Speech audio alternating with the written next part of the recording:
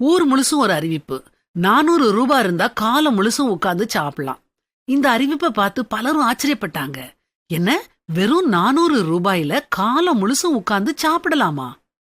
அப்படின்னா கஷ்டப்பட்டு உழைக்கவே வேண்டாமே, ஜம்முன்னு ஆயுசு முழுசும் உட்கார்ந்து சாப்பிடலாமே.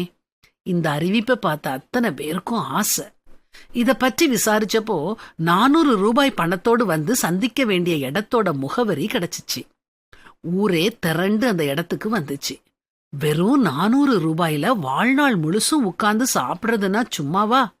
அந்த இடத்துக்கு வந்த ஒருத்தன் 400 ரூபாயா அல்லது 4000 அல்லது 40,000 அல்லது இப்படி ஏதாவதா அப்படின்னு கேட்டான். அங்க நின்னுக்கிட்டு இருந்த இன்னொருத்தன், அட நீ சும்மா இரியா, நீ வேற வந்து பணத்தை கூட்டி விட்டு போயிடாத, 400 ரூபாய் மட்டும்தான்னு சொன்னான். எல்லாரும் வரிசையில நின்னாங்க. ஒவ்வொருத்தரா உள்ள போனாங்க. உள்ள ஒருத்தன் உட்கார்ந்து நாற்காலிகளை வித்துக்கிட்டு இருந்தான். வாங்க சார், வாங்க சார், ஸ்ட்ராங்கான நாற்காலி சார், சீக்கிரத்துல உடையாது சார், 400 ரூபாய் கொடுத்து வாங்கிட்டு போய் காலம் முழுசும் இதுல உட்கார்ந்து சாப்பிடலாம் சார். ஆர்வத்தோட உள்ள போனவங்க அவமானத்தோட வெளியே வந்துகிட்டு இருந்தாங்க. இதுல இருந்து நாம படிக்கிற நீதி என்ன? ஒண்ணு என்ன, ஏகப்பட்டது சொல்லலாம். நீதி 1, வாக்குறுதிகளை உடனே நம்பிவிடக்கூடாது. நீதி 2, நல்லா யோசிக்கணும், சாத்தியமானு பார்க்கணும். நீதி 3, குறுக்கு வழி எப்பவுமே நமக்கு வேண்டாங்க.